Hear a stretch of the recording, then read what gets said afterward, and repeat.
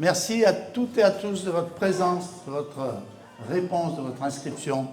On s'est vraiment réjouis en recevant toutes les réponses qui nous étaient adressées.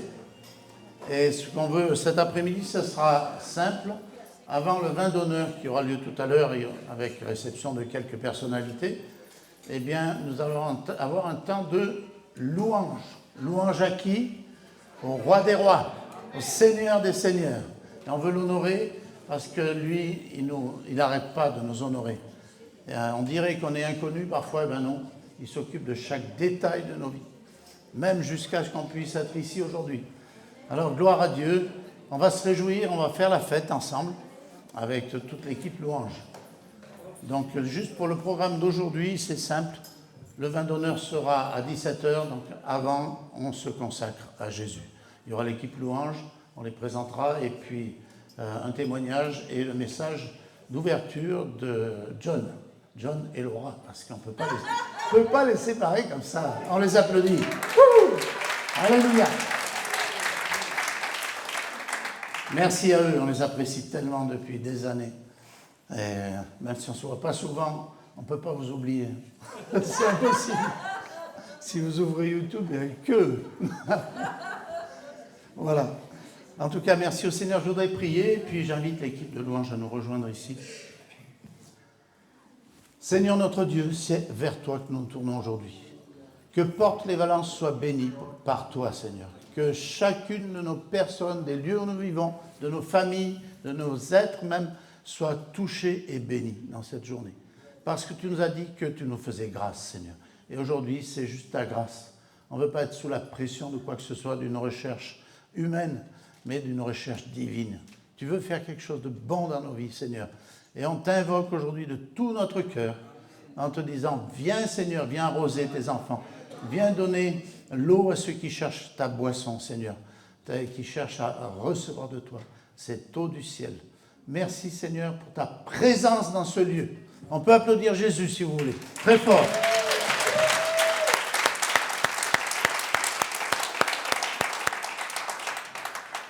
Alors, on invite l'équipe louange à venir, bien sûr, et on va les suivre, on ne va pas les laisser seuls. Vous savez qu'on a cette habitude de se laisser entraîner, mais on ne veut pas juste être entraîné de force, on veut y aller de tout notre cœur. Amen. Alors, Patrick, c'est le conducteur, le leader de l'équipe de louange qui les a aidés à se préparer. Ensuite, vous avez Loïc. Loïc, je crois que lui, il a du rythme. Voilà, merci Loïc pour la batterie, pour... Voilà ce que tu sais faire. Françoise qui est au chant, et ainsi que Myriam, excuse-moi, Ghislaine, Olivier qui est à la basse. Alors je donne le micro à l'une d'entre vous.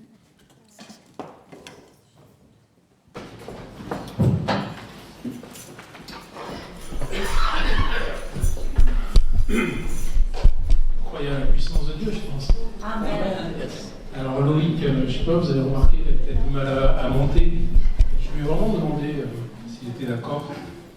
En fait, Loïc, il a une maladie, une myopathie, dégénérescence des muscles.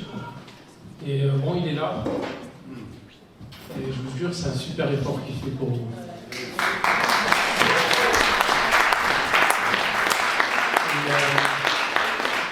Est-ce que vous êtes d'accord pour qu'on prie pour lui? Oui. Ensuite, dans l'amour, vous croyez à la puissance de l'amour et vous croyez que Dieu veut et il agit au travers de son amour.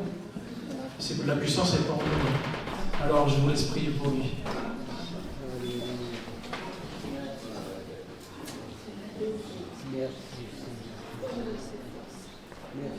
Moi, ce que j'ai compris, c'est que le Seigneur nous demande pas seulement de prier, mais de poser les mains. Yes. Amen. Je vais poser. Tu es d'accord que je pose les mains sur toi en application des paroles de Jésus. Voilà. Alors, Père, le Seigneur, tu as dit que si je pose les mains sur un malade, il sera guéri. Alors, c'est toi qui es le Dieu qui guérit, et j'appelle maintenant la guérison sur mon frère au nom de Jésus. Seigneur, tu es mort pour porter nos péchés, mais aussi nos maladies, nos langueurs, nos douleurs. Alors Seigneur, tu les as prises, c'est pour qu'on ne les ait plus, comme pour nos péchés, que cette maladie s'en aille. J'appelle la guérison au nom de Jésus. Amen. Amen. La guérison. Alléluia. Merci Seigneur. C'est lui qui va ouvrir une balle.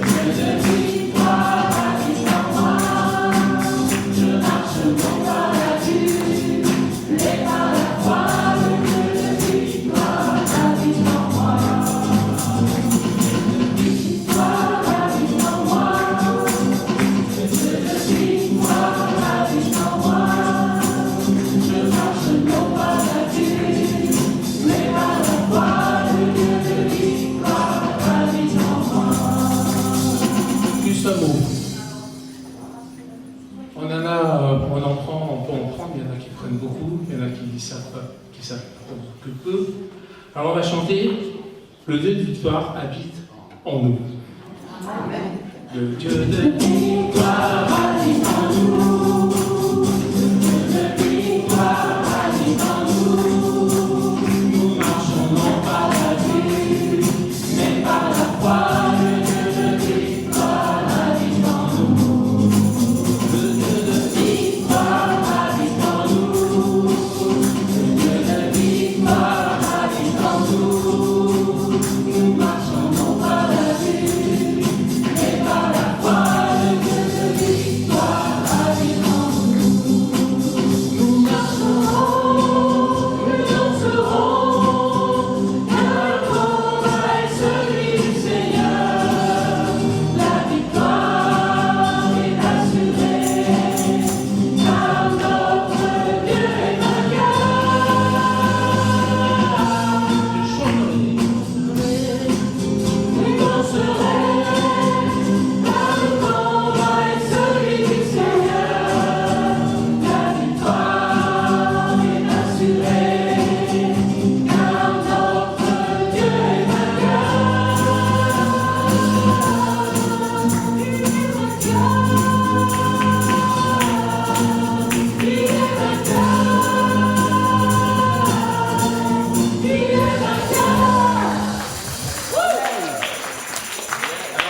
Je danserai, je chanterai, c'est lourd, hein, sans mettre du lourd.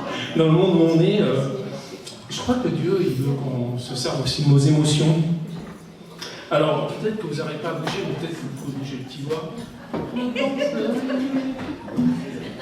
Moi, j'arrive pas à danser, donc je danserai, et bon, tout mon cœur y est. Et comme c'est le Dieu de la deuxième chance, on va le rechanter. Je chanterai. Je chanterai, je danserai, car le combat est celui du Seigneur. La victoire est assurée, car notre Dieu est vainqueur. Le Dieu de victoire habite en moi. Le Dieu de victoire habite en moi. Je marche non par la vue, mais par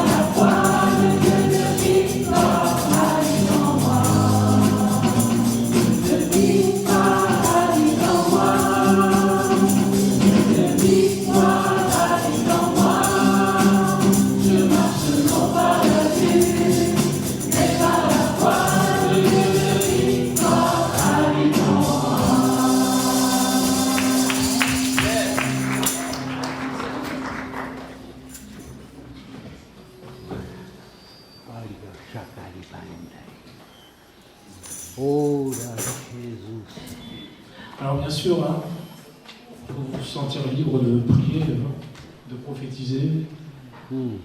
Prophétisez jamais quand vous allez mal. Si vous êtes de bonne humeur, prophétisez, ça va être bon.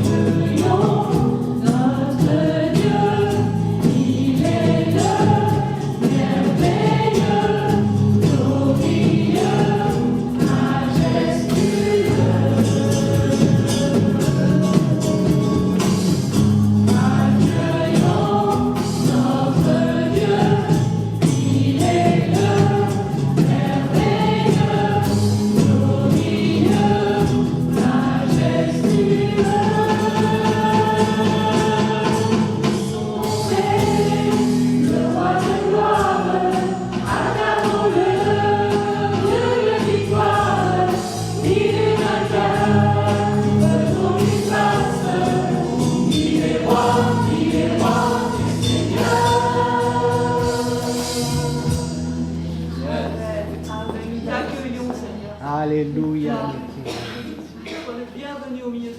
Amen. Oh Seigneur, comme il est bon d'être dans ta présence, Seigneur, parce que c'est un rendez-vous que tu as donné à chacun, Seigneur, et tu désires, Seigneur, maintenant avoir accès à nos cœurs, Seigneur, afin que tu puisses permettre que nos cœurs s'élèvent vers toi, Seigneur. Que toute la gloire te revienne, Seigneur Jésus-Christ. Amen. On a connu les enfants dans le temple qui accueillaient le Seigneur. Ça lui faisait plaisir. Il est venu chez les siens ne l'ont pas accueilli.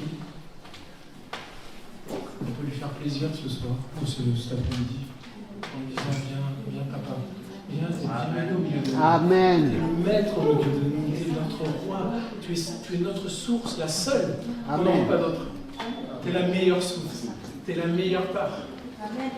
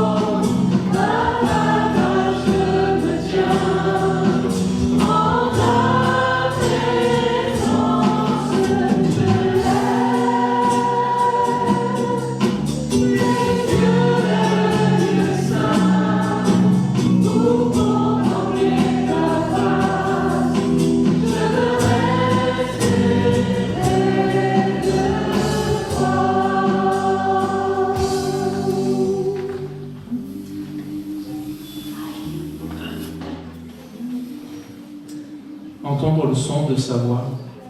C'est quoi le son de la voix de Dieu? Les brebis entendent ma voix. C'est quoi? On me parle comment? Je vous donne ma réponse. C'est peut-être pas la seule, c'est peut-être pas la meilleure. Mais je crois qu'il parle un langage qui est celui de l'amour. Il parle un langage d'amour sacrificiel, vraiment. Un amour qui se donne. Et il est le seul à parler ce langage-là. Et les brebis reconnaissent sa voix. Même un bébé peut reconnaître Dieu. C'est pas compliqué de s'approcher de Dieu. faut arrêter de nous faire croire que c'est difficile de s'approcher de Dieu. Il a tout fait pour rendre la chose facile. Par contre, ça n'a pas été facile pour lui.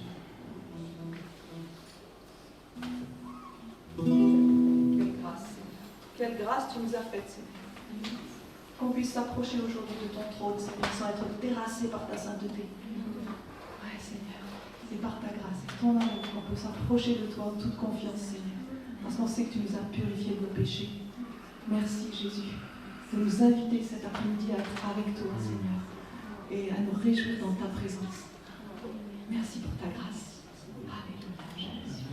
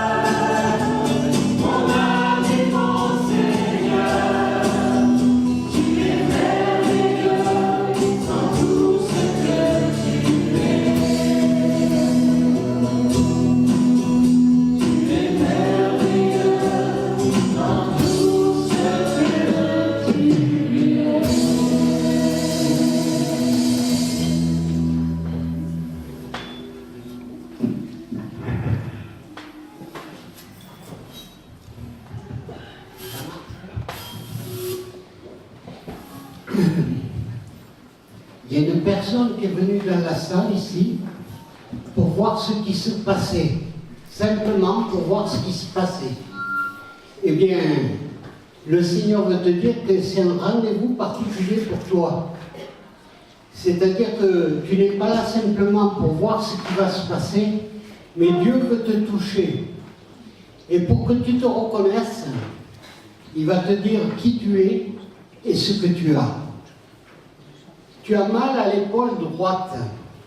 Et le Seigneur veut te dire, si tu t'approches de lui, aujourd'hui, ta maladie va s'arrêter. Aujourd'hui, tu vas repartir libre. Libre.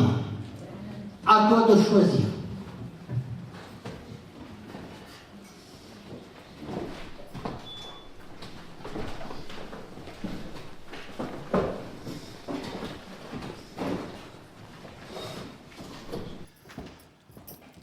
Alors c'est un temps dans lequel Dieu agit. Dieu agit en tout temps. Et on a des témoignages vécus, il y en aura tout ce week-end. Vous aimez les témoignages? Des choses qui ont vraiment se sont passées dans la vie des gens. Eh bien, on va voir le témoignage de Jean-François. C'est tout récent, c'est de cette année, mais c'est puissant. Et je vous invite vraiment à écouter, puis à vous confier en Dieu dès qu'il se passe un problème physique incompréhensible. Alors, tu peux venir, Jean-François? Bonjour à tous. Alors, je suis vraiment très très content d'avoir ce temps avec vous là. Et un petit temps court, hein, parce que en fait, je suis vous croyez au miracle? Ah, là, il y a une majorité de gens qui croient au miracle. Est-ce qu'il y en a qui ne croient pas au miracle? Non, tout le monde croit au miracle. Vous me facilitez la tâche. Hein. Voilà. Je vais vous parler de l'épreuve, parce qu'il m'est arrivé une épreuve difficile. Et est-ce que vous êtes d'accord lorsque je dis que l'épreuve renforce la foi du croyant? Hein? Et que la foi qui a résisté à l'épreuve a une grande valeur selon Dieu. Voilà. Et bon, il m'est arrivé une épreuve. Il faut savoir que j'ai toujours été en bonne santé. Ça, c'est important de le dire. Alors je ne me suis pas présenté. Est-ce qu'il y en a qui ne me connaissent pas, là? Oui, quand même, il y a quelques mains quand même qui se lèvent. Moi, c'est Jean-François Casanova. Et je suis marié, j'ai 3 enfants. Et 6 petits-enfants. Vous applaudissez pas? Non, mais il y a un truc que je trouve formidable, c'est que si on dit j'ai 3 enfants, personne n'applaudit, vous pouvez même dire que vous en avez 5, mais pour les petits-enfants, généralement, on applaudit. Et pourtant, on n'y est pour rien. Pour rien du tout. Ça, je trouve ça extraordinaire quand même. Bon, enfin bref, il m'est arrivé quelque chose, c'est que habituellement, je suis toujours en bonne santé. J'ai 68 ans et jusqu'à présent, enfin jusqu'à l'année dernière, aucun problème de santé. Un vrai bourrin, quoi. Ouais, je faisais du sport, j'ai fait du judo, j'ai aucun problème de santé pendant toute ma vie quasiment. Et il m'est arrivé un truc, c'est que le 20 décembre 2023, alors j'ai pris le bateau parce que je suis d'origine corse. Et oui, Dieu aime les Corses, vous vous rendez compte un peu? Ça c'est dur à entendre peut-être, mais Dieu aime les Corses.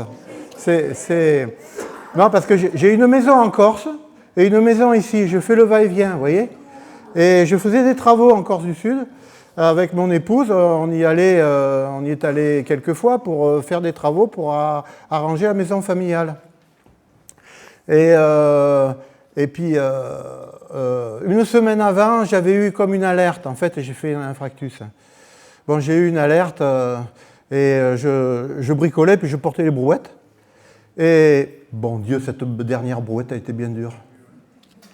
Elle était bien dure, cette dernière. Mais j'ai pas écouté. J'ai pas écouté parce que le corps a un langage. Et il faut savoir l'écouter. Moi, j'ai pas su l'écouter.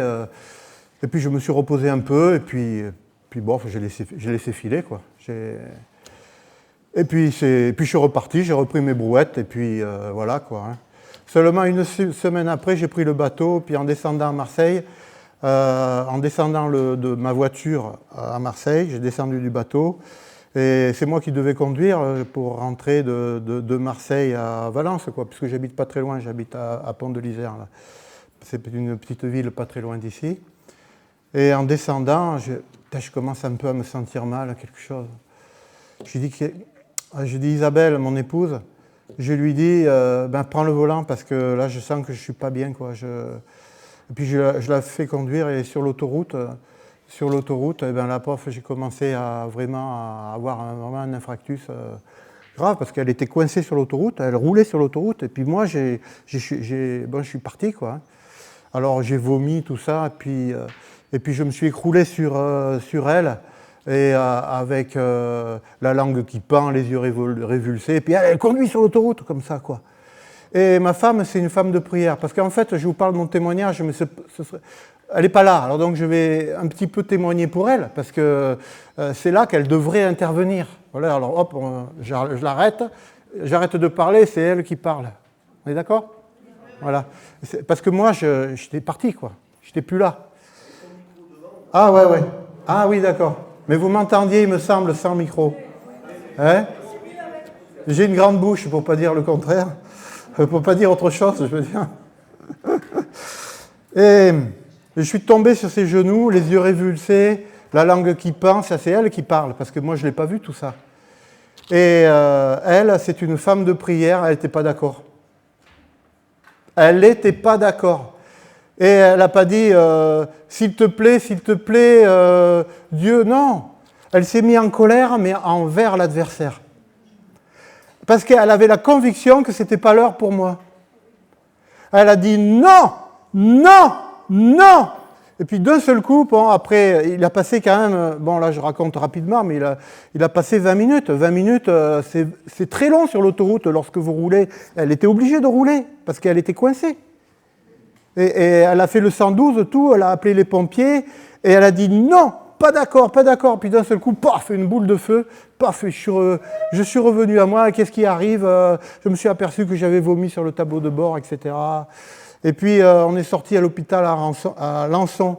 On est sorti, je veux dire, à la sortie de l'autoroute de Lançon. Je ne sais pas si vous voyez où c'est. Lançon en Provence, voilà. Et bon, elle avait discuté avec les pompiers, il lui avait dit bon ben on s'attend là, quoi. En plus ça bouchonnait, alors j'ai mis quand même une demi-heure d'absence, quoi. Hein, voilà. Et puis quand les pompiers sont arrivés, là je suis un peu revenu, je suis sorti de la voiture, et puis bon j'ai encore revomi tout ça, puis je suis tombé.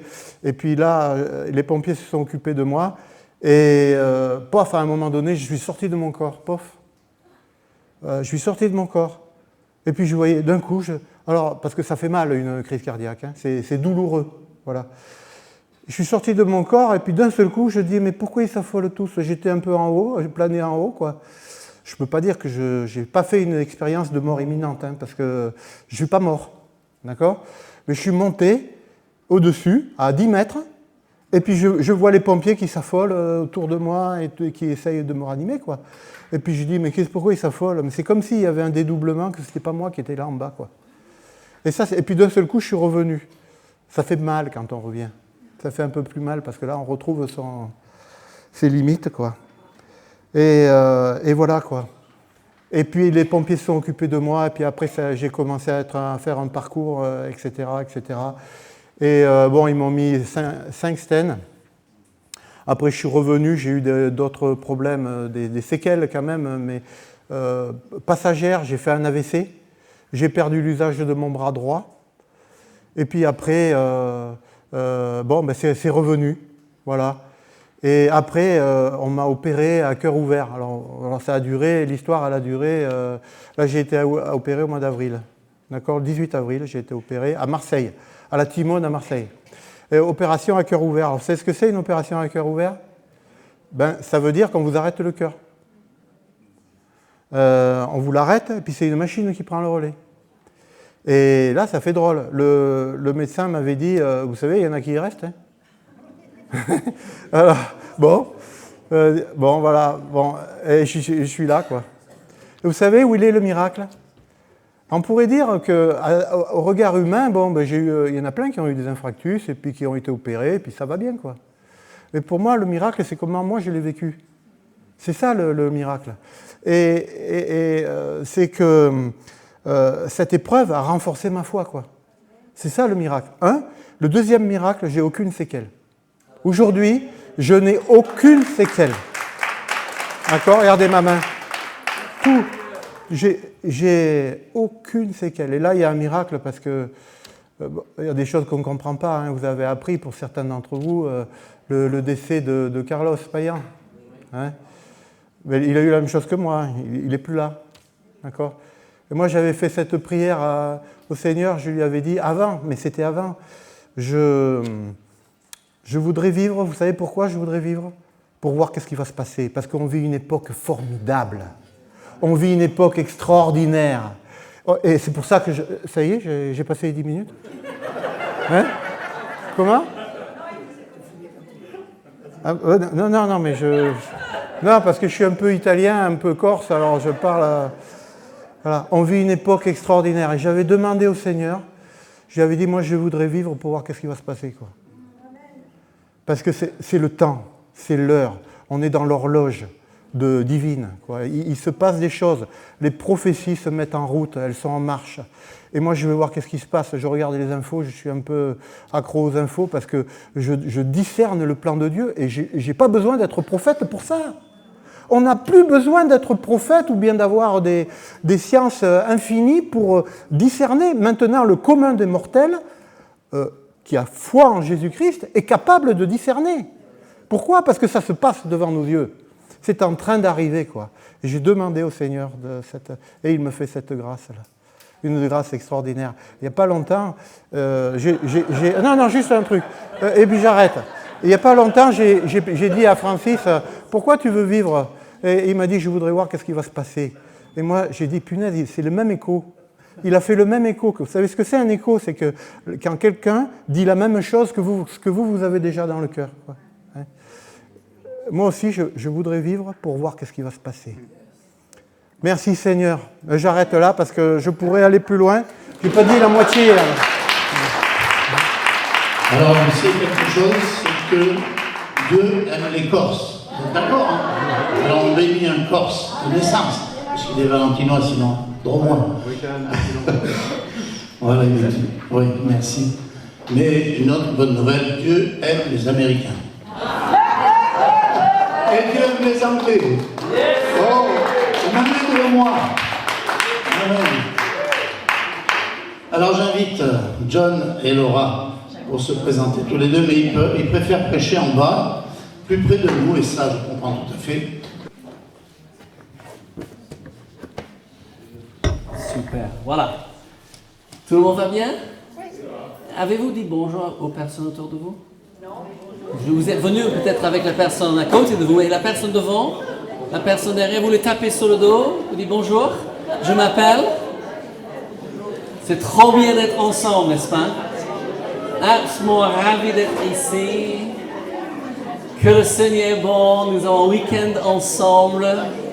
Certains, vous êtes ici uniquement pour aujourd'hui, peut-être seulement pour cette réunion. D'autres, vous êtes là demain et lundi. C'est trop bien. Nous sommes ravis. On a fait la route hier pour être en pleine forme aujourd'hui. Et vous allez voir combien nous avons la forme. Donc, je parle un petit peu pour que vous vous ajustez l'oreille. Pas seulement pour l'accent, mais aussi pour les fautes de français. J'ai eu une discussion avec le Seigneur un jour parce que j'étais vraiment frustré. Donc, je viens d'une famille de polyglottes. Ma mère, mes deux sœurs et mon frère sont quadrilingues. Mais mon père parlait très bien l'anglais. Il a vécu ces dernières... Combien d'années ? 22 ans en France. Il n'est jamais sorti du sens présent. Donc quand il témoignait, vous ne savez pas si c'était hier, aujourd'hui ou éternellement. Et j'ai hérité de lui cette incapacité d'entendre certaines choses, mais aussi de ne pas parler français parfaitement. J'étais en train de parler avec le Seigneur parce que là, on vient de fêter 40 ans que nous sommes arrivés à Nice, donc le 18 septembre 1984, pour commencer une œuvre, une église. J'ai ajouté d'autres choses, j'en parlerai. Et j'étais en train de parler avec le Seigneur, mais Seigneur, je suis frustré. Cette langue française est une langue magnifique, n'est-ce pas ? Oui. Et j'ai l'impression que je ne vais jamais arriver à parler parfaitement. Et le Seigneur m'a dit, tu ne parleras jamais parfaitement le français. Mais il m'a dit quelque chose d'autre, parce que ce n'était pas vraiment une bonne nouvelle. Et nous savons qu'on a un Seigneur qui nous donne des bonnes nouvelles, n'est-ce pas ? Amen. Et il m'a dit, mais il y a plein de Français qui parlent parfaitement le français et qui n'ont rien à dire. Mais je t'ai donné quelque chose à dire. Amen. Alléluia. Donc, vous ajustez un petit peu votre oreille. Si je fais une faute de français, vous le corrigez et vous dites heureusement, il n'est pas en train de prêcher en anglais parce que j'aurais pas compris grand-chose. Amen. Et quand ma femme arrive, vous allez voir qu'en réalité, j'ai aucun accent de tout. Parce qu'elle a assez d'accent pour nous tous ici. Mais en réalité, vous avez tous un accent. Vous avez seulement besoin de vous éloigner un petit peu de chez vous et les gens vont vous dire, vous venez d'où? Mon citoyenneté est du ciel. Amen. Et le vôtre? Amen. Parce qu'on a beaucoup de gens qui ont un problème d'identité aujourd'hui. Moi, je dis, prends votre Bible si vous avez un problème d'identité. Si vous ne savez pas qui vous êtes, plongez votre regard dans votre Bible et vous trouverez qui vous êtes. Parce que vous êtes créés à l'image de Dieu. Dieu veut vous appeler son enfant, mais il faut que vous entrez dans la famille pour devenir son enfant. Amen. Mais on n'a pas de problème d'identité quand nous savons qui nous sommes en Jésus-Christ. Amen. Ça va? Ok, question. Et je vous allez voir, j'aime pas seulement parler. Vous n'êtes pas venus seulement pour m'entendre. J'espère qu'on est tous venus pour entendre du Seigneur. Amen. Mais je vais vous faire des réflexions. Je vais vous poser des questions. Je vous demande surtout de parler avec votre voisin. D'accord? Ouais, je trouve c'est dommage quand on est dans les réunions, on ne peut pas parler avec les gens. Pour moi, c'est très frustrant. J'ai toujours quelque chose à dire. Au moins, c'était marqué dans tous mes bulletins d'école, du primaire jusqu'au lycée. John pouvait être un excellent étudiant si jamais il apprend à se taire. Malheureusement, je n'étais pas chrétien pendant les premiers 12 ans de mon éducation et je ne savais pas que Dieu m'a appelé à être prédicateur. Sinon, j'aurais pris ça comme compliment. Mais quand j'avais besoin d'emmener mon rapport à mes parents, ce n'était pas toujours le plus drôle. Parce qu'il se marquait, John pouvait être un excellent étudiant. Ça veut dire que je n'étais pas. Mais Dieu merci, le jour que j'ai rencontré Jésus, le jour qu'il m'a appelé, prêcher sa parole. Amen. Et c'est ce qu'on va faire. On va prêcher la parole de Dieu, on va partager les témoignages, on va donner place au Seigneur. Mais ce que j'ai remarqué, et nous avons beaucoup préparé, je ne sais pas si vous avez aimé la salle quand vous l'avez trouvée. Parce que moi, je suis venu ce matin à 9h, c'était vide. Totalement vide. Et en quelques heures, l'équipe, bravo l'équipe, vous voulez vous lever l'équipe? Ouais. Levez-vous l'équipe, ils ont fait un travail formidable. Ils ont établi les tables pour manger, les gens sont venus avec les stands, ils ont mis tout sur l'estrade. Magnifique décoration de l'estrade. Qui l'a fait? Milou? Merci beaucoup. Génial. Et voilà, nous y sommes, prêts pour recevoir de Dieu. Nous avons prié, l'équipe a prié. J'ai les mots que Dieu m'a donnés. Nous croyons que la puissance de Dieu va se manifester ici. Oui, nous n'avons pas besoin de partir d'ici, le même. Mais je veux vous poser une question, je veux que vous posiez une question à votre voisin. Qu'attendez-vous? Vous pouvez regarder, mais pas moi. Qu'attendez-vous?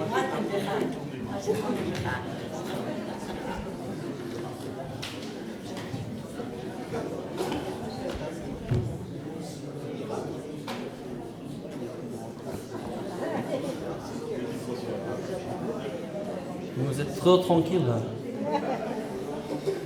Vous attendez quelque chose? Oh! Merci! Et la lumière fut. Qu'attendez-vous? Vous avez besoin de recevoir quelque chose du Seigneur?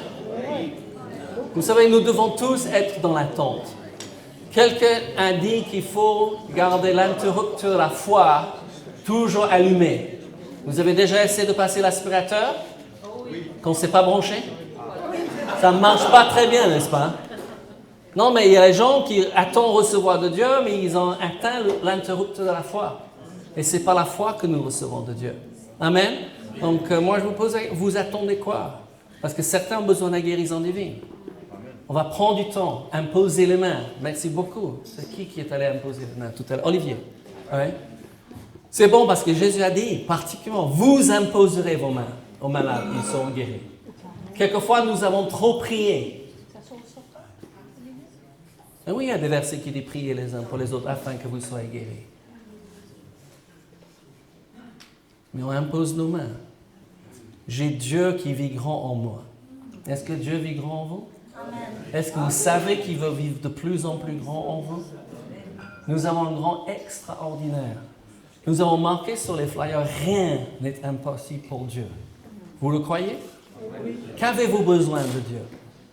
Quelques-uns ont besoin d'une parole. Vous êtes, quelquefois on appelle ça la vallée des décisions. Il y a une décision qui est devant vous. Il y a un changement de saison peut-être. Est-ce que Dieu parle aujourd'hui? Moi je dis oui, il parle. Et il veut parler ce week-end. Il va parler comment? Je ne sais pas comment il va vous parler. Moi je sais la plupart des choses que j'ai reçues de Dieu, c'est ici dans mon cœur. Il m'a beaucoup parlé ici, dans sa parole. J'ai appris à entendre la voix de Dieu en lisant ma Bible tous les jours. C'est une grande année pour nous, parce que moi j'ai fêté 50 ans depuis que j'ai accepté le Seigneur en janvier. Nous avons fêté nos 40 ans que nous sommes arrivés ici. Et je continue à lire ma Bible tous les jours. Parce que Dieu parle quand on ouvre nos Bibles. Amen. Amen. Alléluia. J'ai 2 versets clés pour ce séminaire. On avait pensé appeler ce séminaire la bénédiction de l'Éternel. Mais on a dit, mais il y a des gens qui ne vont pas comprendre cela parce que le monde aime prendre nos paroles, n'est-ce pas? Ils ont pris l'arc-en-ciel. Et, what do you say? Hold that a minute. Et le mot bénédiction, ça veut dire quoi? Parce que Dieu désire vous bénir ce week-end. Mais il veut faire plus que cela. Il veut faire de vous une source de bénédiction. Dans les 2 versets, c'est très très fort dans mon esprit. Oui, Proverbe 10, verset 22. Et vous pouvez marquer ces versets si vous voulez. Je vais le lire. Il dit, c'est la bénédiction de l'Éternel qui enrichit et il ne la fait suivre d'aucun chagrin. On va revenir là-dessus, d'accord? Parce que c'est un mot très très important. Dieu désire vous enrichir. D'abord spirituellement, parce que c'est le plus important. Mais il désire vous enrichir physiquement. Nous avons encore du vie en nous. Amen. C'est bon qu'on se lève le matin et on dit « Je suis encore vivant ». Donc certains de vous êtes trop jeunes pour comprendre cela. Mais nous qui avons pris un peu d'âge, donc chaque matin on dit « Merci Seigneur, encore un jour ». Amen. Il faut être reconnaissant. Il veut nous enrichir sur tous les domaines parce qu'il désire qu'on soit des bénédictions pour les autres. Un verset que j'ai appris quand je me suis converti il y a 50 ans passés, Matthieu 6, 33. Est-ce qu'il y a d'autres qui étaient convertis pendant le réveil charismatique? Il y en a d'autres? Oui. 68 jusqu'à, je ne sais pas, presque 80, c'est un réveil. Oui. Vous vous rappelez ce verset parce qu'on chantait, cherchez d'abord le royaume de Dieu et sa justice. Mais ça ne s'arrête pas là. Je ne comprends pas, les gens, ils aiment la première partie du verset, ils oublient le deuxième. Qu'est-ce que nous devons faire? Chercher d'abord. Si vous êtes en train de chercher d'autres choses d'abord, vous vous trompez. Ouais, et je ne peux vous promettre rien si vous cherchez. Moi, je sais que le monde cherche des choses. Vous avez déjà appris combien les choses sont décevantes? Oui? On a besoin des choses. Mais si vous cherchez les choses, vous allez avoir une déception. Et après, les gens cherchent les gens. Je suis désolé si vous êtes venus ce week-end pour John et Laura. Oui, vous allez nous entendre, nous allons prier pour vous, on va vous bénir, mais j'espère que vous êtes venus chercher Dieu. Amen. Oui, parce que nous sommes imparfaits.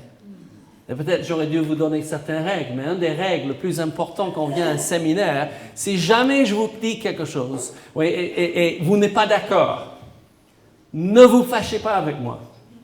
D'accord? Pourquoi? Parce qu'il se peut que la prochaine chose que je dise, c'est ce que vous avez attendu depuis longtemps, et une réponse à une question qui vous turlupine. Ça, c'est un bon mot français, n'est-ce pas? Ouais. Quelquefois, je sors les mots pour montrer que je ne suis pas totalement ignorant et que j'apprends un peu. Ma doctrine change chaque fois que je lis ma Bible. Amen? Je suis toujours en train d'apprendre. C'est ce que j'ai appris. D'être un disciple de Jésus-Christ, c'est ne pas dire « je suis arrivé », mais « je suis en route ». Et je trouvais que la route depuis 50 ans, c'est la meilleure route qui existe.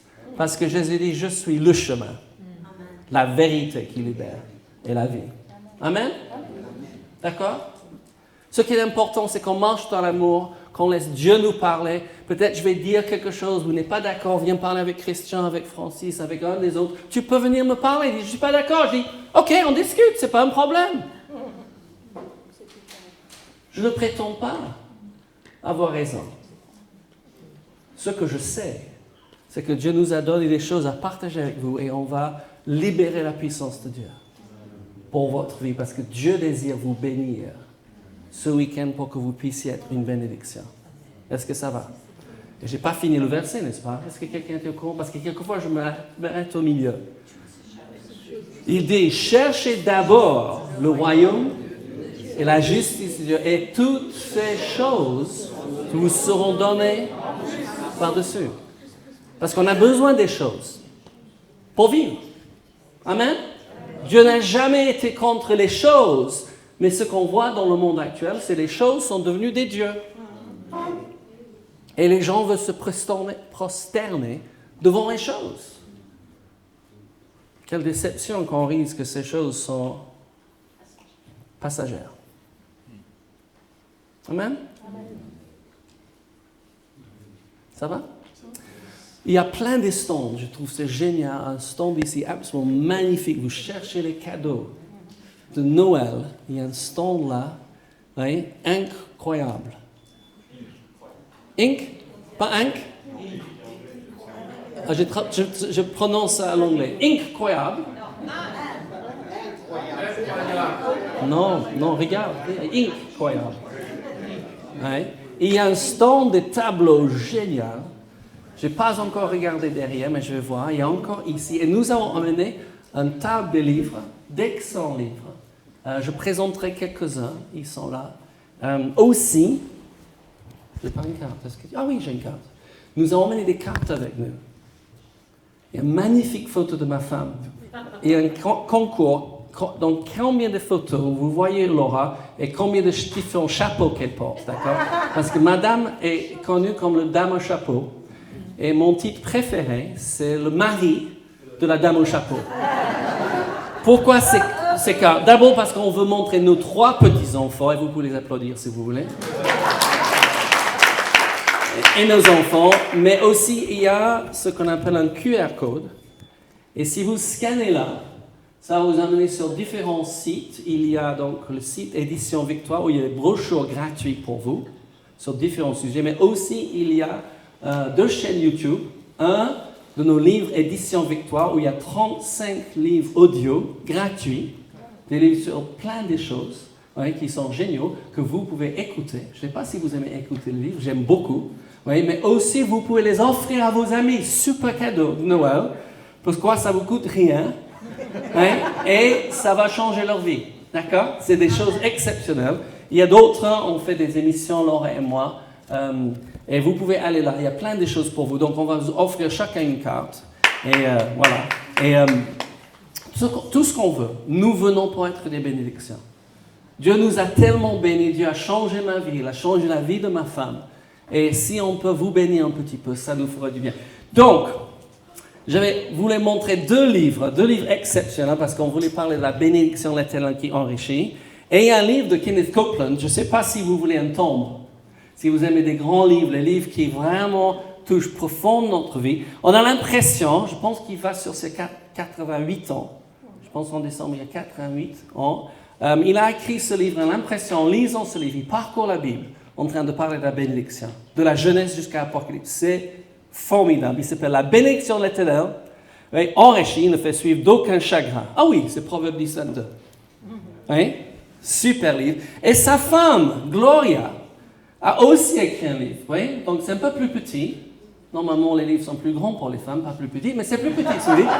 Et il s'appelle Béni au-delà de toute mesure. Goûter à l'extraordinaire bonté de Dieu. D'accord? Donc il y a plein d'autres livres. Je les montrerai d'autres dans les d'autres réunions. Mais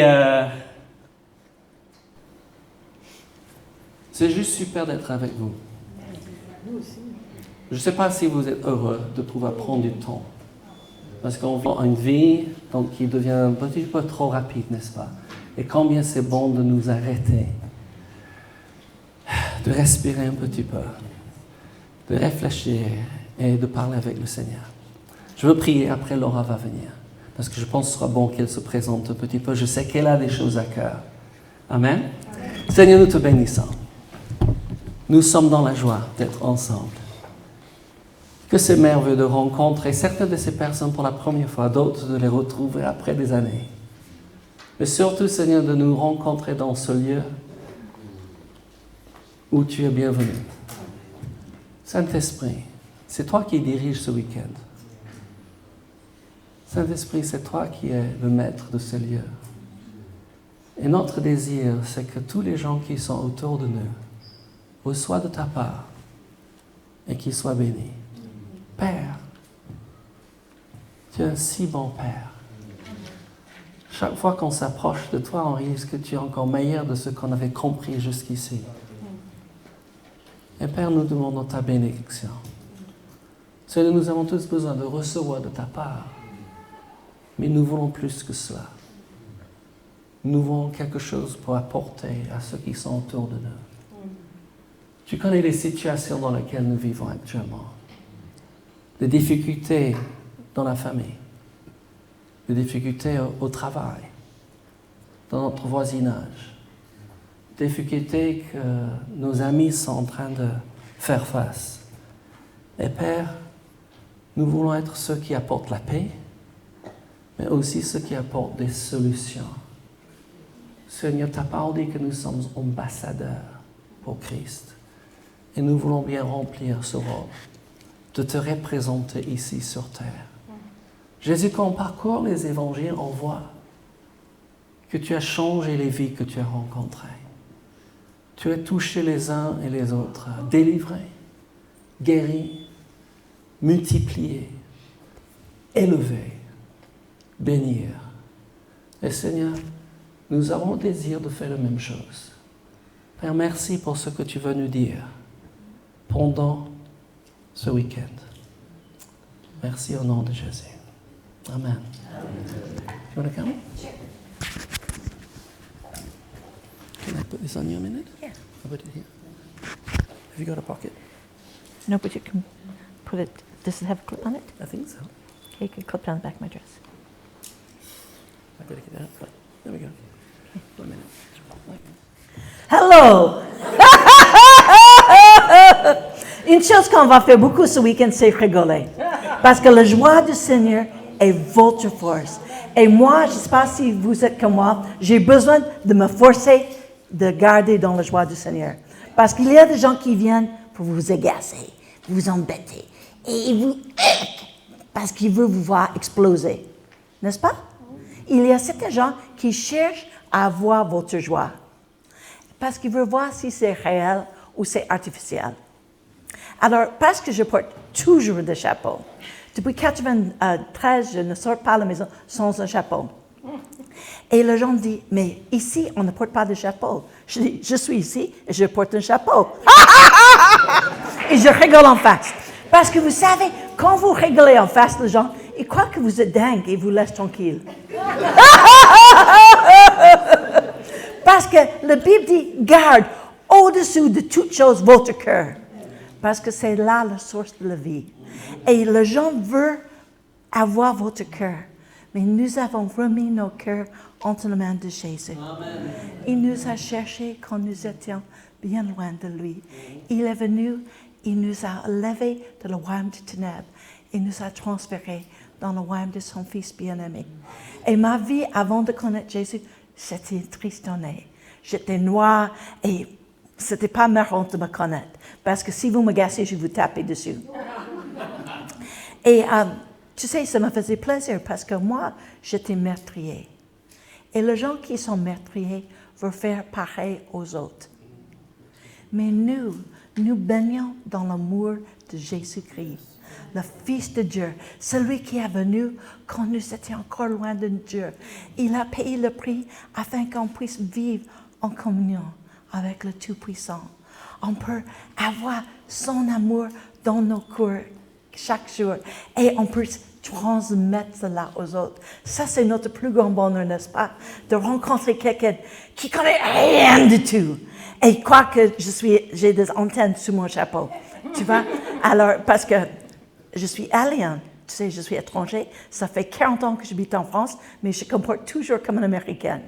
Je suis au restaurant, je suis le plus fort dans le restaurant. Je ris et les sauteurs, tu sais, les serveurs quelquefois sursautent parce qu'ils ne tombent pas. Normalement, il faut parler très doucement dans le restaurant. Et tu sais, alors, vous disiez, oh, c'est pas mal. Au lieu de dire, c'est très bon, merci beaucoup, j'aime le plat. Alors il dit, merci. Mes amis, nous sommes venus ici comme vous, pour être imbibés de l'amour de Dieu. Alors, levez vos mains vers Dieu. Seigneur, nous libérons en onction de joie et d'amour de couler dans cette salle parce que les gens ont besoin. Et vous êtes venus pour recevoir. Et Dieu, je sais que tu es venu pour toucher tes enfants, tes bien-aimés, tes chouchous, les gens qui sont destinés à remporter des victoires. Et nous te remercions que nous allons quitter ce lieu imbibé de l'Esprit de Dieu. On va aller d'ici. On va faire une différence dans ce monde.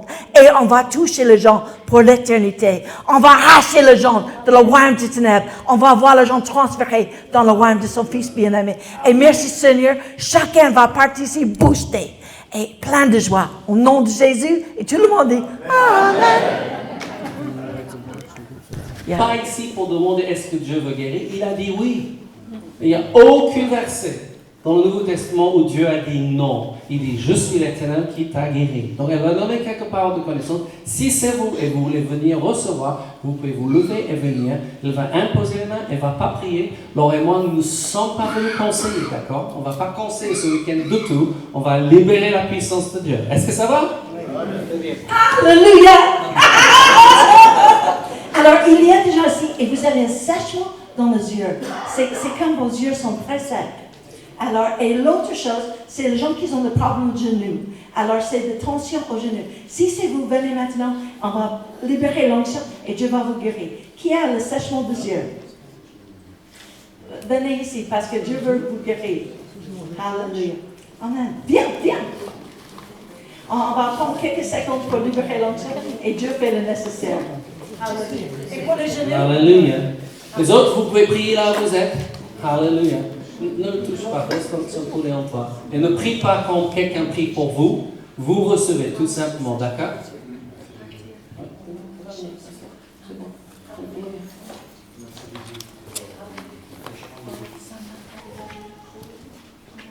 Donc, il y a quelqu'un pour les genoux? Tu vas venir? Ici. Voilà, c'est bon. Tout simple. Il y a quelqu'un d'autre? Oui, il peut y avoir 2-3 personnes, c'est pas un problème. Alléluia. Ça va? Oui. Regarde à votre voisin, dis ça va? Tout va bien? On est tranquille? Bien.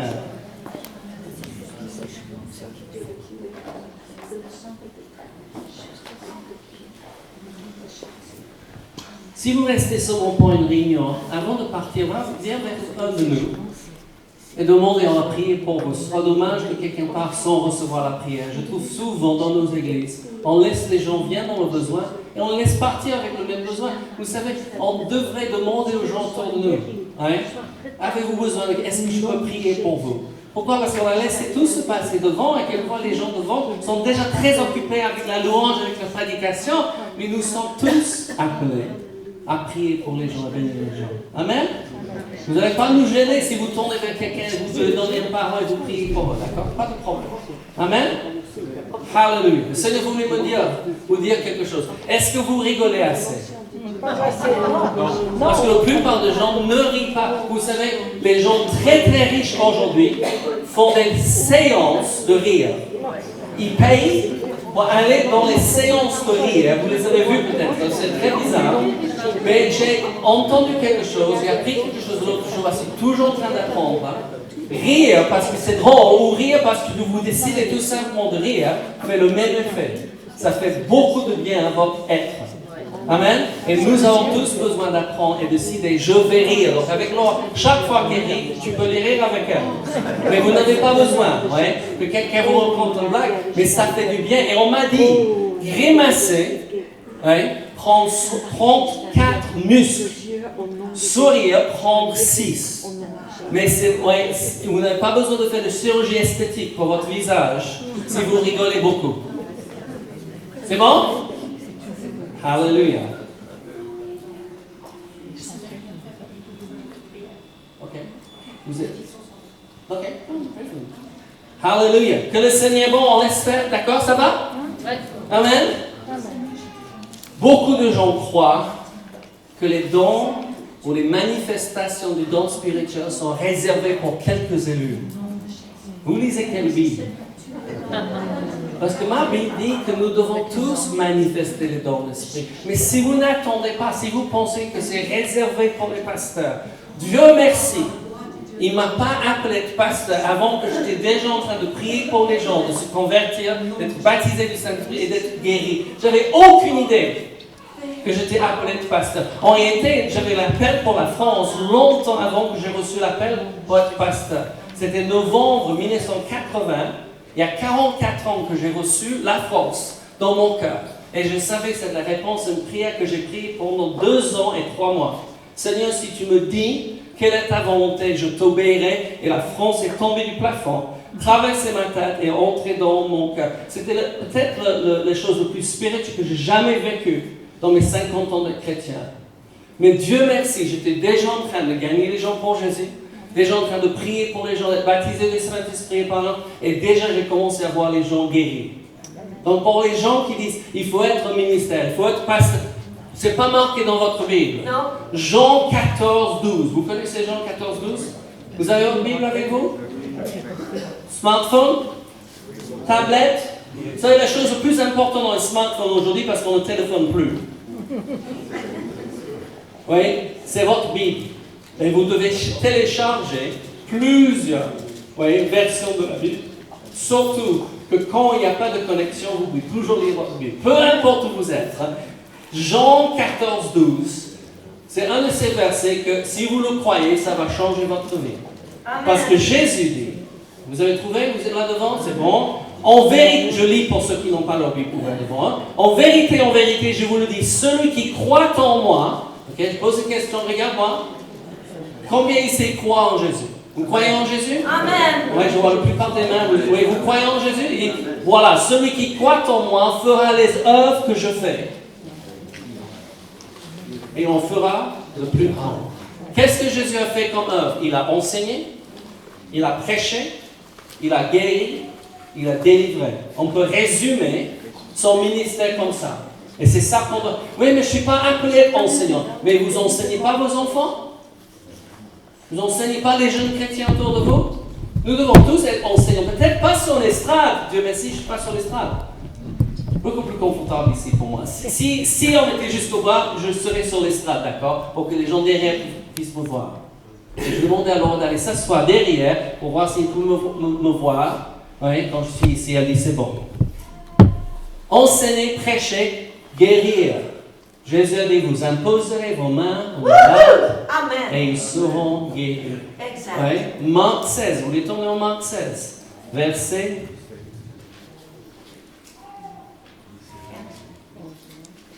Je pense que 17 et 18 dit ceci. Verset 17, voici les signes qui accompagneront les pasteurs, les prophètes, les évangélistes. Non! Mais on a cru ça, on a avalé ça, on a cru ça, et on n'a pas osé, on ne demande pas, même pas à Dieu. On ne devrait pas aller à l'église pour recevoir, une fois que nous avons grandi un peu dans le Seigneur, on devait aller à l'église pour donner. Bien sûr, on va recevoir. La Bible est très claire. Cette loi de semence et de moisson, ça fonctionne, et ça fonctionnera tant qu'il y a un soleil qui se lève. Amen. Ce que vous donnez, vous recevrez aussi, mais la meilleure façon de continuer à grandir dans le Seigneur, c'est pas aller à l'église pour recevoir, mais pour aller à l'église pour donner. Qu'est-ce que je peux donner? Qui est-ce que je peux encourager? Est-ce que je peux bénir la personne à côté de moi? Je vais entrer dans la... Vous savez, dans notre église l'autre jour, quelqu'un est venu vers moi et j'ai dirigé la louange dans l'église. À Nice, 33 ans, j'ai dirigé la louange. Mais un de nos nouveaux dirigeants de louange m'a dit, merci, tu me souris. Il dit, les autres ne vous sourient pas? Il dit, non, la plupart des gens, ils grimacent. Je dis, mais c'est pas de tout. Souriez à ceux qui font la louange. Vous savez que souvent, ils sont là depuis tôt. Ils font tout le travail et ils aimeraient un sourire de votre part. Ouais, un bonjour, ça va. Amen. Il faut aller pourtant dans votre couple. Vous voulez que votre couple va de mieux en mieux? Là, on a fêté 43 ans, n'est-ce pas? Amen. Et 4 mois et 4 jours. Ça fait 520 mois que nous sommes mariés. Et ça va de mieux en mieux. Pourquoi? Parce que je ne viens pas pour recevoir. Je n'ai pas épousé Laura pour voir ce qu'elle peut me donner. J'ai épousé Laura pour ce que je peux lui donner. Alléluia. Elle fait pareil. Et nous sommes en compétition. Qui peut aimer l'autre le plus et gagne le plus pas de temps? Tu gagnes le plus pas de temps. Oui. Je suis américaine et on aime gagner. Et si vous êtes ici avec votre conjoint, faites un bisou. Vas-y. Et si vous êtes célibataire, dites au revoir. Célibataire, on se fait Mais tu es tout le temps en train de donner dans mon couple, je vais recevoir. Amen. Ma femme va vous montrer plusieurs choses par qui elle est ce week-end. Et tu me dis, cette femme, non, cette femme. Elle ne veut pas entendre cela. Ouais, elle sait elle est en Jésus-Christ. Moi, je dis qu'elle est la plus belle au monde. Alléluia. La plus intelligente, la plus charmante, la plus drôle, c'est sûr. Merci. Ouais. La plus voyante. Qu'est-ce qu'on peut ajouter? Mais si tu peux dire, elle est unique, et moi aussi. Amen. C'est ça qui est important, que vous réalisez que vous êtes unique et que vous permettez vous-même d'être vous-même. Vous savez, c'est tellement difficile d'être soi-même. Mais essayez d'être quelqu'un d'autre, c'est beaucoup plus difficile. Ouais, essayez de vous habiller, de parler avec l'accent de Laura et mettre un chapeau. Vas-y, mais essayez. C'est beaucoup plus facile d'être vous-même, n'est-ce pas? Surtout pour les messieurs. Non, je plaisante. Dieu a un plan, un projet pour chacun de nos vies. C'est quelque chose qui est extraordinaire. Premier don qu'il nous a donné, c'est la vie. Amen. Quelqu'un a dit, je crois que c'est Mark Twain qui a dit, les 2 jours les plus importants de la vie d'un homme ou une femme, c'est le jour qu'il est né et le jour qu'il sait pourquoi il est né. Vous savez pourquoi vous êtes ici? Amen. Moi, je sais que je suis appelé ici pour encourager les gens. Nous étions jeunes fiancés, on a cherché Dieu, on est en train de lire notre Bible ensemble. Hein? Et on est tombé sur un verset, c'est un quart de verset, c'est en Romains, chapitre 12, verset 8. Il dit, celui qui encourage, qu'il encourage. Il dit, ça c'est nous. Hein? Et depuis 44 ans maintenant, nous encourageons les gens. Amen. En tant que pasteur, j'ai encouragé les gens de marcher avec Dieu, de mettre leur vie en règle avec Dieu. Hein? On encourage les jeunes couples de se marier. On dit c'est tellement mieux de se marier. Il y a une bénédiction de Dieu sur le mariage. Et on a remis l'église il y a presque 7 ans maintenant. Hein? Et nous continuons à encourager les gens. Nous avons des centres de formation biblique aujourd'hui. On a pensé qu'on aurait une petite école un jour. Là, on a 3 actuellement. On a 150 étudiants. On a plus de 378 diplômés. Et ça continue à grandir. Ouais. Pourquoi? Parce qu'on veut encourager les gens d'être eux-mêmes. Amen. Amen. Vous avez quelque chose à faire que je ne peux pas faire. C'est ça. Vous avez des gens que vous pouvez contacter que je ne peux pas. Des voisins que je n'ai jamais rencontrés. Des membres de votre famille. Personne n'aime votre famille comme vous les aimez. Et vous savez combien ils sont difficiles. Ah oui, ça. Mais qui peut prier pour votre famille comme vous pouvez prier pour eux? Amen. Je vais vous donner quelques versets. Jérémie 29, verset 11. Vous connaissez ce verset? Oui. Ah, c'est un des préférés pour ceux qui connaissent. D'autres ne connaissent pas encore. On va vous découvrir certains versets. Exceptionnel.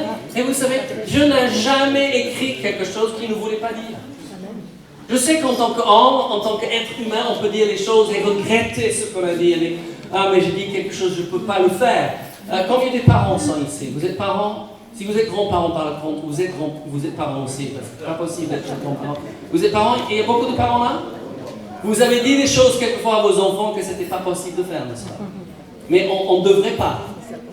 On essaie, n'est-ce pas, d'être des hommes et des femmes, des papas, des mamans de parents, parce qu'on est en train d'éduquer nos enfants. Mais quelquefois nous sommes dans l'impossibilité, quelquefois on a eu besoin de dire aux enfants, je suis désolé mais on ne peut pas faire. N'est-ce pas? Différentes situations qui arrivent, mais Dieu n'a pas de problème. Ce qu'il a dit, il va le faire. Mais il attend quelque chose de nous. Notre réponse, c'est la foi qui dit oui, Seigneur. Jérémie 29, verset 11. Vous êtes prêts? En effet, moi, je connais les projets que je forme pour vous, déclare l'Éternel. Projet de paix et non de malheur, afin de vous donner un avenir et de l'espérance. Wow! Dieu a formé sur John Meadow des projets de paix pour me donner un avenir et de l'espérance. Et le Seigneur m'a dit quelque chose. Je suis arrivé ce matin, on est en train de prier ce matin à 9h, c'était un merveilleux moment. Et le Seigneur m'a dit, vous le dites, vos meilleurs jours ne sont pas derrière vous. Ils sont devant vous. Nous avons des choses que nous avons accomplies avant que nous partons ou que Jésus revienne. Amen. Et il faut que vous commenciez à dire, mes meilleurs jours, il y a des gens qui passent tout le temps, les bons vieux temps. Dieu merci. Et n'oublions pas les bienfaits du Seigneur. N'oublions pas tout ce qu'il a fait dans notre vie. Mais ne regrettons pas le passé. Vivons aujourd'hui. Amen. Amen. Les meilleurs jours sont devant nous. Verset 13 dit ceci, et je trouve que ça se lie beaucoup avec Matthieu 6, 33. Cherchez d'abord le royaume et la justice de Dieu, et toutes ces choses vous seront données par-dessus. Jérémie 29, 13 dit, vous me chercherez et vous me trouverez si vous me cherchez de tout votre cœur. J'ai décidé de chercher Dieu, de jamais m'arrêter. Amen. Nous avons terminé une saison de notre vie. J'ai cru et j'ai déclaré que je serai pasteur jusqu'à 65 ans et après, je prêcherai jusqu'au dernier souffle. Ouais. Dieu m'a dit à 56 ans de remettre l'église. Il ne m'a pas dit à qui. C'est très intéressant quand Dieu vous dit quelque chose et vous ne savez pas à qui. Donc pendant 9 mois, on ne savait pas à qui. Je ne savais même pas à qui demander. Donc tout ça s'est passé. Ouais, avant 59 ans, on avait remis l'église. Donc ça fait 7 ans. Donc en janvier, j'ai eu mes 65 ans. Donc cette année, l'église a triplé depuis qu'on a remis l'église. Donc on a dû faire quelque chose de bien. Amen. Amen. Ils ont baptisé 43 nouveaux chrétiens cette année. Amen. Ça c'est génial. Amen. Amen. Dieu est bon. Et qu'est-ce qu'on fait? On continue à faire ce qu'on aime faire, c'est prêcher, enseigner, prier pour les gens, bénir les gens, annoncer Jésus. Amen. Et guérir les malades. Guérir les malades au nom de Jésus. Amen. Vos meilleurs jours sont devant vous. Il faut faire ça aussi, n'est-ce pas? S'il se lève, va-t'en Satan. Tu n'es pas bienvenu ici, n'est-ce pas? Amen. Alléluia. Gloire à Dieu. Il y a les œuvres que j'ai faites. Vous en ferez et des plus grands parce que je m'en vais au Père.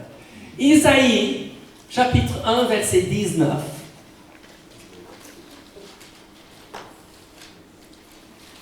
Je suis tellement content de partager la parole de Dieu parce que la parole a changé ma vie. Je ne sais pas comment vous avez vécu votre enfance, mais j'ai vécu mon enfance sans Dieu, sans la parole, sans la prière, sans l'église. J'ai seulement mis des pieds dans les églises quand nous étions en vacances en train de visiter des monuments historiques. Je ne savais pas ce qu'on faisait dans ces églises parce que je n'ai jamais été, ni pour un enterrement, ni pour un mariage, ni pour un baptême, ni pour une messe, ni pour un culte. Je n'ai jamais vécu cela. C'est difficile, vivre sans Dieu. Ouais, croire, et j'ai cru, que j'étais le centre de l'univers. Non, mais j'ai fait une licence en psychologie et quand on fait une psychologie d'enfance, un bébé croit que tu existes seulement dans sa présence. Et vous avez déjà joué le jeu, je ne sais pas ce qu'il s'appelle en français, en anglais il s'appelle peekaboo. Vous connaissez peekaboo? Vous vous cachez derrière vos mains et vous faites peekaboo et l'enfant va rire 10 000 fois. Parce que tu as disparu et tu n'existes pas une fois caché derrière tes mains. Et j'ai cru cela, même à l'âge de 14 ans, que les gens existaient uniquement dans ma présence. Mais c'est terrible. J'étais ce que le monde appelle aujourd'hui un trou noir. Parce que j'avalais tout ce qui venait en contact avec moi. Mais c'est terrible. Et je pense que si je n'avais pas rencontré le Seigneur, j'aurais pris ma vie. Parce que tu peux pas survivre sur le trône de ton cœur. On n'était pas fait pour être le Dieu de notre vie. Mais Dieu merci, j'ai rencontré les chrétiens. Les chrétiens qui me montraient ce que c'était l'amour, la paix et la joie. Amen.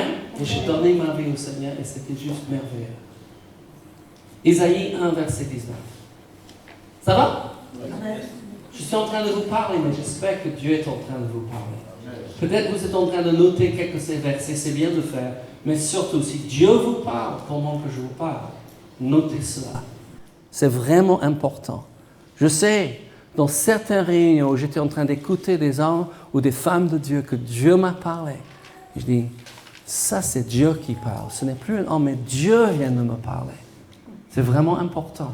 Parce qu'une parole peut changer votre vie pour toujours. Amen. Moi, j'ai reçu une parole, c'est le mot France. Ça a changé ma vie pour toujours, ça a changé aussi la vie de ma femme. Donc, on n'était pas fiancés à le temps, mais elle savait, quand je lui demandais sa main en mariage, si elle disait oui, qu'elle allait partir vivre en France. Amen. Elle avait dit, un jour, quand on était avec des amis, en tant que jeune chrétien, ils ont dit, qu'est-ce que tu veux faire avec sa vie? Elle dit, j'aime voyager au travers du monde. Il dit, ça c'est un peu grand, où est-ce que tu veux aller? Mais j'aimerais voir les montagnes. Elle n'avait jamais vu les montagnes à 18 ans. Ouais.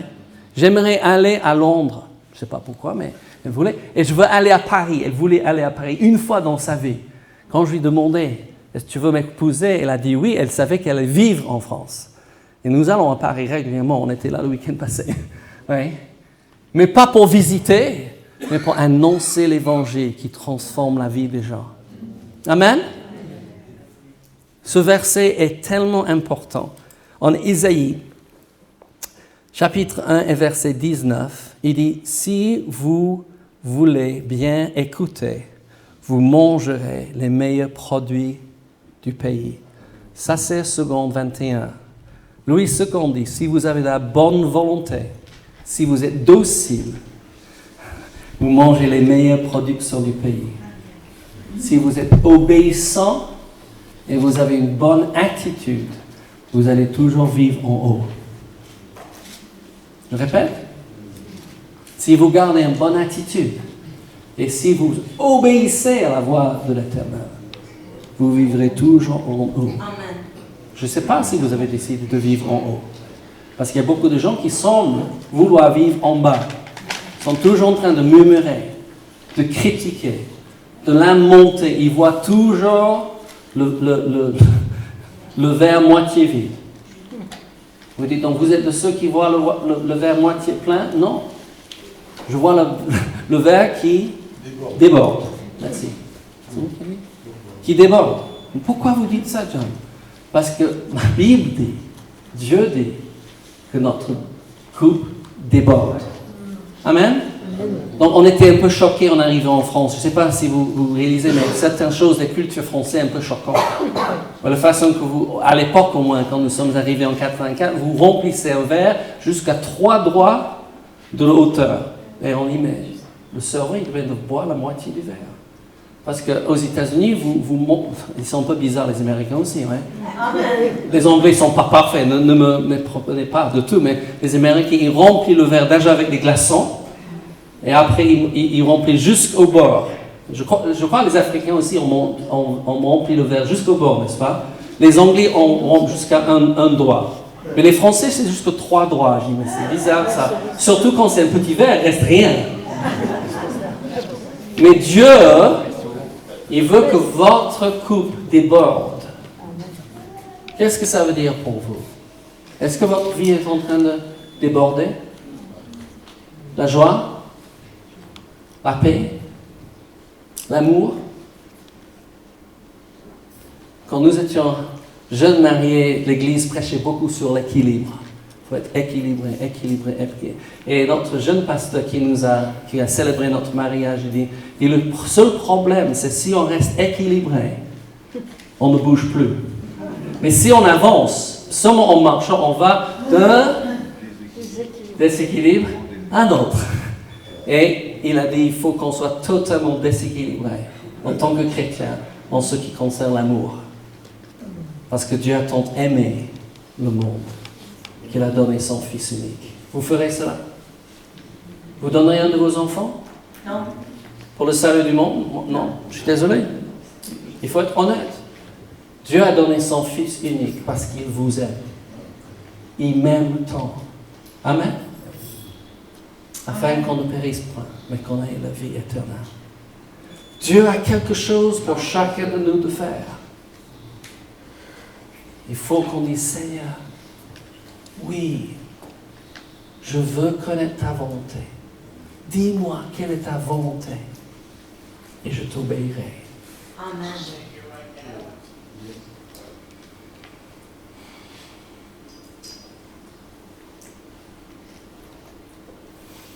Bénédiction ou malédiction?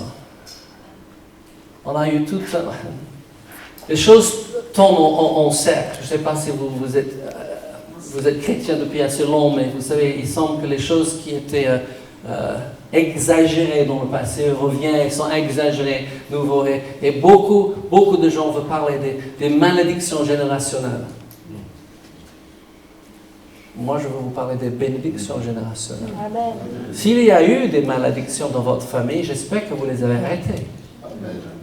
Et vous avez décidé que vous serez le premier des bénédictions générationnelles. Au moins, c'est ce que nous avons décidé, parce que nous étions les premiers de notre génération. Oui. Et on a porté ça à nos enfants, à nos petits-enfants. Nous avons pu emmener nos parents aussi, oui, à marcher avec Dieu. Mais c'est une décision, n'est-ce pas? Quelques versets que le Seigneur m'a donnés pour vous donner. Proverbe 26, verset 2. Vous aimez les proverbes? Oui. Je trouve qu'elle dit pourquoi les lire. C'est donne de la sagesse au simple. Quand j'ai commencé à lire, j'avais même pas 15 ans. J'ignorais tout. J'ai trouvé la sagesse en lisant les proverbes. C'est vraiment bon à lire tous les... Il dit en Proverbe 26, verset 2, il dit de même que l'oiseau s'échappe et l'hirondelle son vol, de même maudire sans raison n'a pas d'effet. Je vous lis du semeur, il dit une malédiction injustifiée reste sans effet. Elle est comme un moineau qui s'enfuit ou l'hirondelle qui s'envole. Est-ce que vous savez, en devenant chrétien, vous êtes venu sous la bénédiction de Dieu? Amen. Amen, oui. Vous le savez? Amen. Oui? Ok, je vais vous montrer parce que je pense que c'est tellement important. En Galates chapitre 3,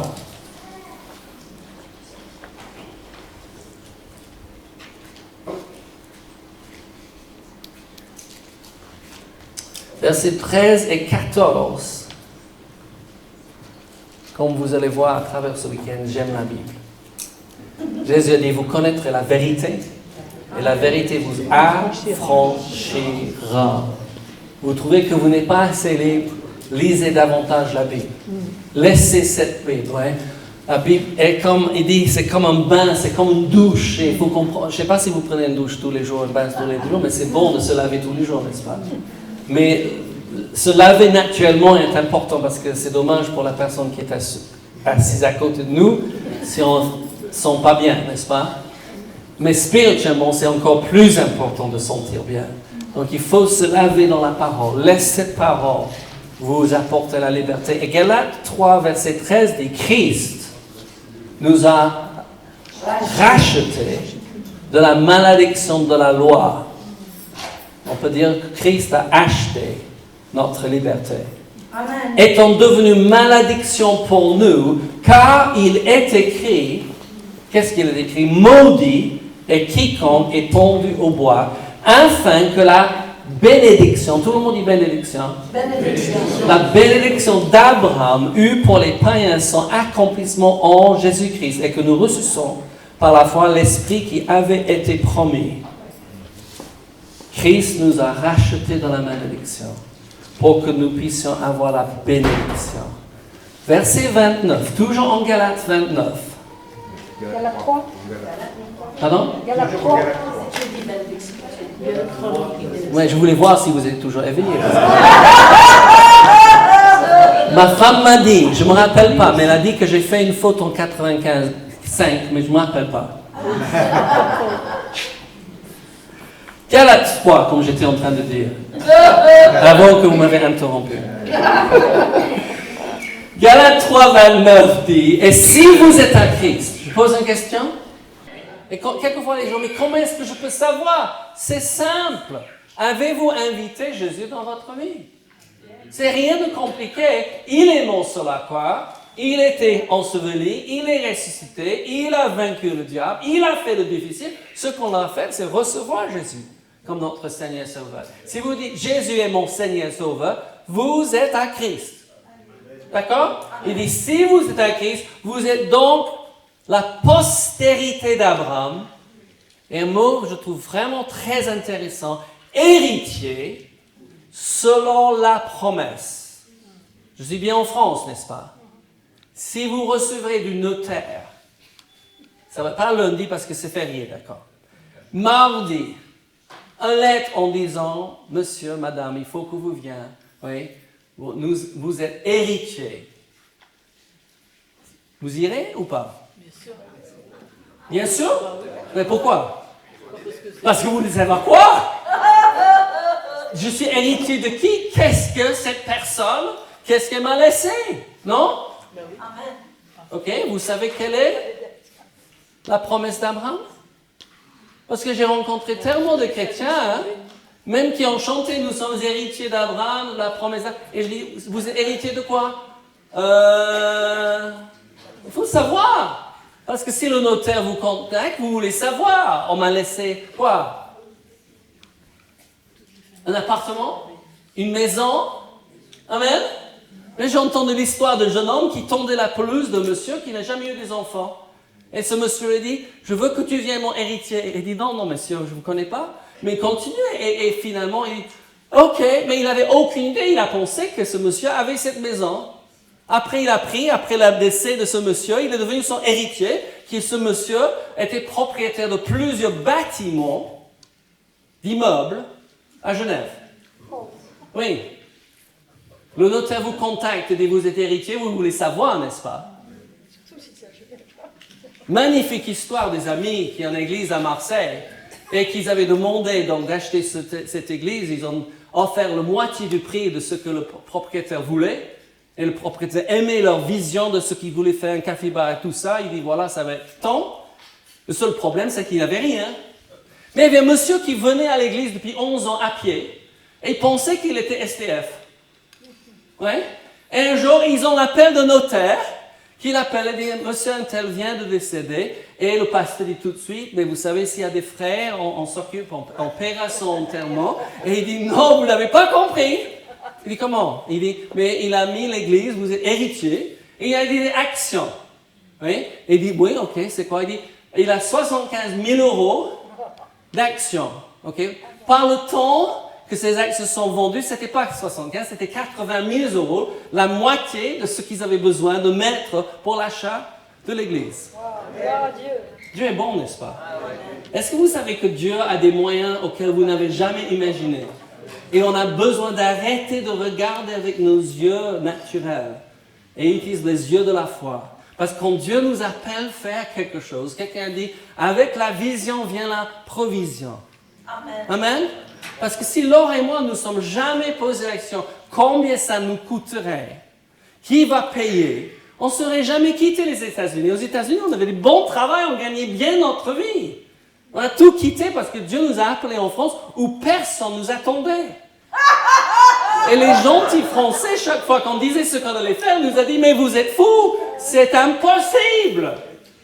Personne n'a fait ça, personne ne peut faire ça. Il dit, oui, mais nous ne sommes pas personne, nous sommes avec Dieu. Si c'est notre idée, on va échouer, c'est simple. Mais si c'est Dieu, il va pouvoir.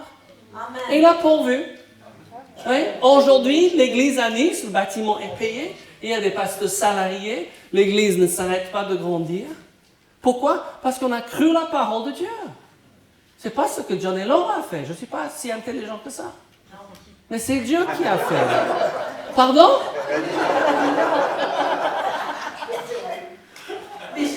Mais tu m'aimes quand même. Deuxième bisou. Ok. Donc, on a dit que nous sommes héritiers sur la promesse d'Abraham. Il faut qu'on voit qu'est-ce que c'est cette promesse. Ça doit vous intéresser. On est racheté de la malédiction Nous sommes sous la bénédiction d'Abraham. C'est quoi cette bénédiction? Vous voulez savoir? Vous savez où on va? Dans la Genèse chapitre 12, versets 1 et 2. Ça va? Oh, vous écoutez bien. Absolument ravi d'être avec vous. Amen. Alléluia. Qu'est-ce qu'il dit? L'Éternel dit à Abraham, donc Genèse, chapitre 12, verset 1, « Quitte ton pays, ta patrie et ta famille et va dans le pays où je te montrerai. » Et quelqu'un dit, « J'ai besoin de quitter là. » Non, c'est pas ce que tu as besoin de faire, d'accord? Quand Dieu nous a demandé de faire, donc déjà Laura a quitté les États-Unis pour venir étudier en Angleterre. Elle m'a trouvé. Quelqu'un dit, tu trouveras ton prince charmant en Angleterre. C'est vrai, elle a trouvé son prince charmant. Oui. Monsieur, appelle ta femme ta princesse, tu seras son prince. Appelle ta femme ta reine, tu seras son roi. Amen. Il est le roi des rois, donc on peut être roi. Amen. Ça va? Elle a trouvé son prince charmant et Dieu nous a renvoyés aux États-Unis. J'ai même eu besoin d'immigrer pour faire les études aux États-Unis, uniquement pour venir en France. Mais Dieu ne vous a pas appelé à faire ça. Il n'est pas en train de... C'était l'appel particulier d'Abraham, d'accord? Ça, ce n'est pas la promesse, ce qu'il devait faire. Et il a obéi. Et verset 2 dit, « Je ferai de toi une grande nation et je te bénirai. » Ça, c'est ton héritage. Tu es béni en Christ. Amen. Et il faut que tu te regardes dans la glace le matin et dis, toi que je vois, tu es béni. Amen. Dieu a dit, je te bénirai, mais il ne s'arrête pas là. Parce que ça ne suffit pas. On n'est pas satisfait. Ça ne satisfait pas le cœur de l'homme d'être béni. D'avoir tes factures payées, ta maison en bon état, ça c'est bon, mais ce n'est pas suffisant parce qu'on n'est pas créé pour vivre sur une île. Je sais que je viens d'Angleterre. On est créé pour vivre avec l'humanité. Et qu'est-ce qu'il dit? Il dit, je rendrai ton nom grand. J'ai eu un grand problème avec ça pendant longtemps. Oui, parce que je suis britannique quand même, se cacher. Et qu'est-ce qu'il dit? Et tu seras, écoutez, une source de bénédiction. Ça satisfait le cœur.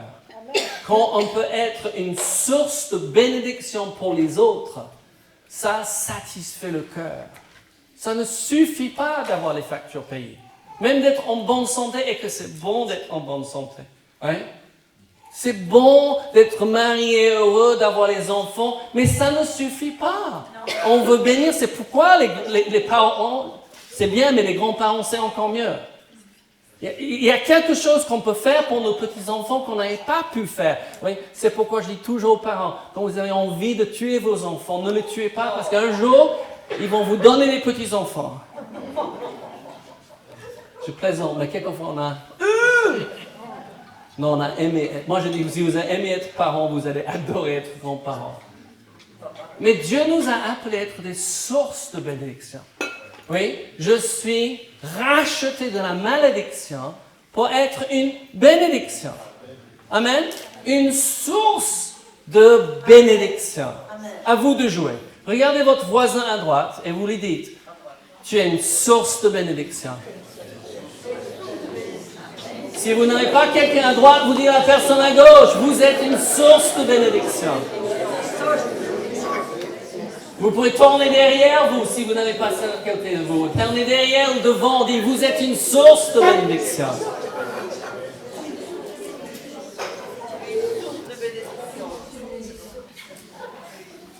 Ça va? J'ai un dernier verset. C'est bon?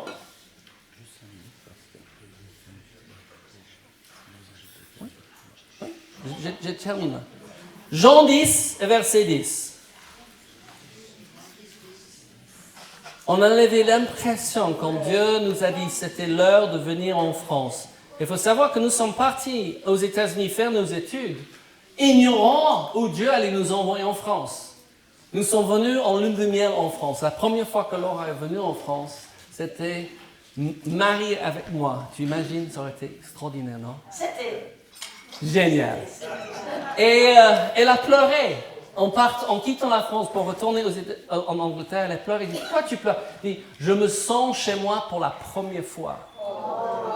Et nous avons appris, quelques années après avoir arrivé à nous installer en France, que ses arrière-grands-parents sont venus de la France, de Normandie. La famille s'appelait Leclerc. Leclerc, oui. Oui. 1648. Moi, j'ai aucune, de ce que je connais, aucune ascendance, c'est ça? Merci. Oui, français, mais non, ah oui. Et donc, quand elle pleurait, ouais, mais on ne savait pas, on est parti faire des études dans une ville, sauf que vous allez pour étudier, il n'y a rien de beau, c'est vraiment une ville de pétrole. Ouais, et on était seulement là pour faire les études et nous étions en train, chaque jeudi soir, de prier pour la France. Elle dit, Seigneur, tu nous as appelés en France. Et un jour, elle tombe vers moi et dit, Nice! Elle dit, quoi Nice? Elle dit, c'est là où Dieu veut qu'on s'établisse. Elle dit, Laura, tu te rappelles Nice?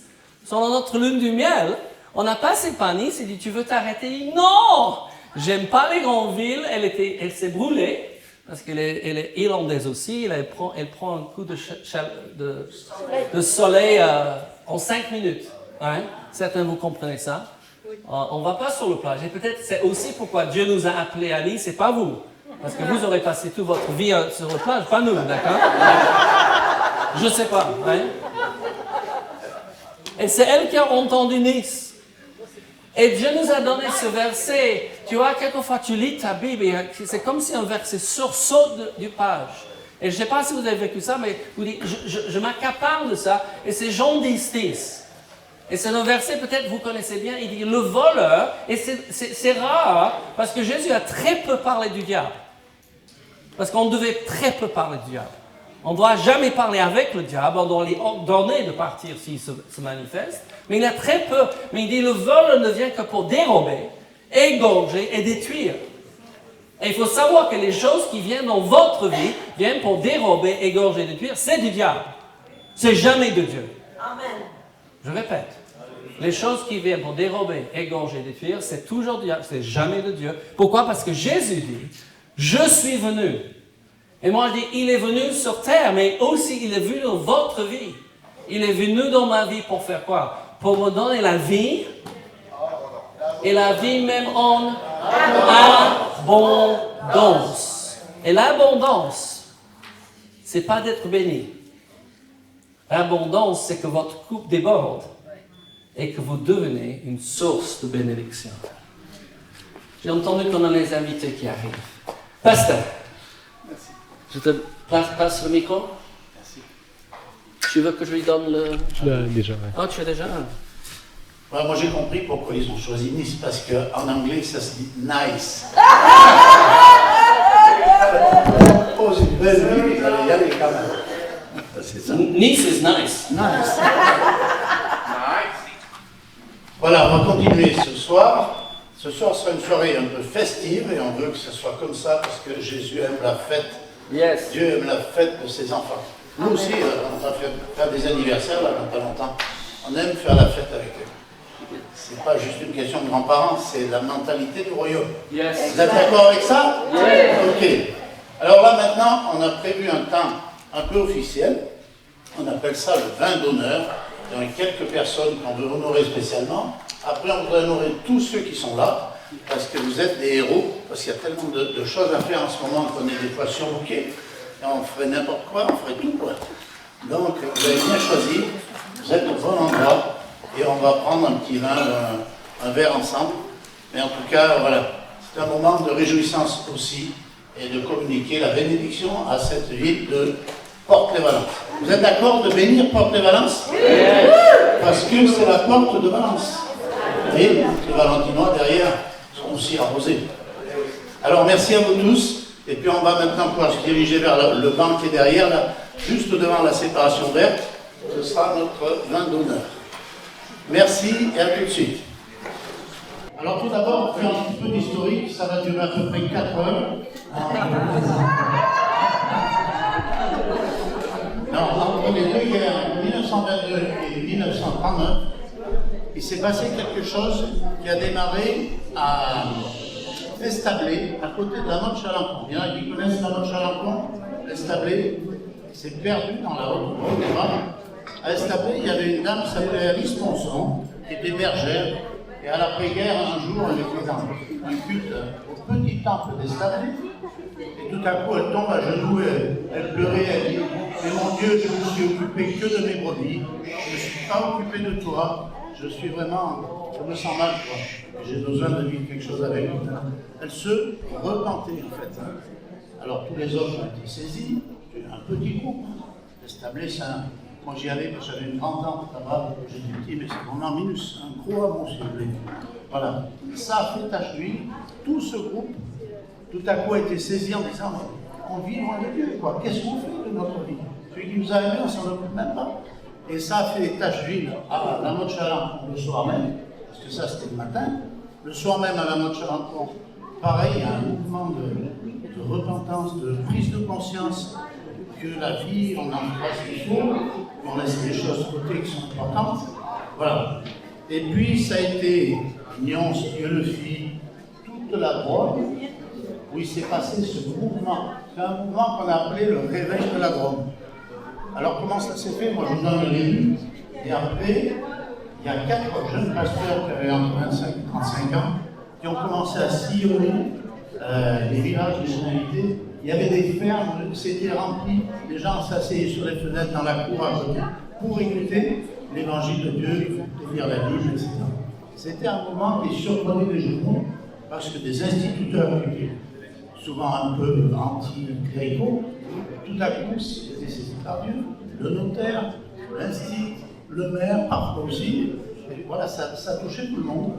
Donc c'était assez surprenant. Ce réveil de la Drôme, après, a été reconduit jusqu'en 1939, et puis la guerre est arrivée, et avec la guerre, les rencontres ont dû cesser. Mais elles avaient été quand même marquantes parce qu'ils avaient défriché les temples qui, pendant la première guerre, étaient inactifs, et donc les gens s'étaient mis à repeindre, à enlever les ronces, à défeuiller les arbres, enfin, pour que ça resserre. C'est pour ça qu'on voit dans notre Drôme et dans notre Ardèche, des temples quand même qui ont des 400-500 places, avec une étagère en plus, une estrade. Donc ça c'est l'histoire avant-guerre. Ça s'est arrêté. Après-guerre, il y a eu un prédicateur anglais. Il y a des Anglais ici. Paris, il y a notre invité qui est anglais. Le chant un peu, il a entendu. Et ça s'appelle Douglas Scott. Il est venu ici en Ardèche, dans la Drôme. Et là aussi, il y avait un mouvement de Dieu, il y avait quelques guérisons. Alors les gens étaient surpris. Comment maintenant Dieu guérit encore? Oui, Dieu guérissait, il se passait des choses, les gens en parlaient. Je vais même vous dire, à Loriol, il y avait le pasteur Ingrand et puis un docteur qui s'appelait monsieur docteur Ferrier. Ce docteur Ferrier, c'est lui qui m'a mis au monde. Et il était une des personnes qui suivait Douglas Scott un peu partout dans ses visites.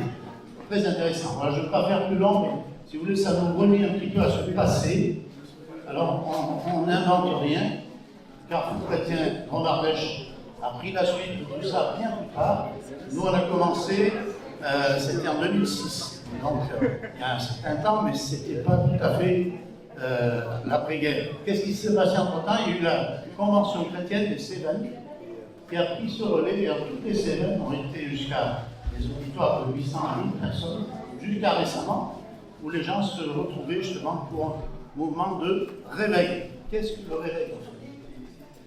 Alors, on ne sait pas trop définir le réveil, c'est que tout à coup, on a l'impression qu'on est à côté de la plaque, qu'on ne vit pas comme il faut, qu'il faudrait se rapprocher de Dieu, ne pas le négliger, et avoir quelque chose qui soit une relation avec lui, plutôt qu'une religion. Le réveil, c'est en fait souvent qu'on passe d'une pratique religieuse plus ou moins éteinte, parfois, à une pratique vivante, personnelle, de couple, de famille, etc. Voilà, donc c'est le réveil. Nous, aujourd'hui, on est dans un temps de très réveil par ici, mais on voit que on a été sur le marché de Portes, et tous les marchés, c'est à peu près pareil. Si on y va devant nos gens, qu'est-ce qu'ils vivent dans leur foi, ils disent, mais pas beaucoup, mais enfin, je regarde la télé, je regarde des émissions qui m'intéressent, mais j'aimerais connaître mieux Dieu. j'aimerais connaître Dieu. Il y a des musulmans qui sont même plus fervents que les Français, et que les protestants, catholiques, etc. Donc on n'est pas en train de dire une religion qui est meilleure que l'autre, mais ce qu'on est en train de dire, c'est qu'on a tous besoin, soit de venir, soit de revenir à Dieu.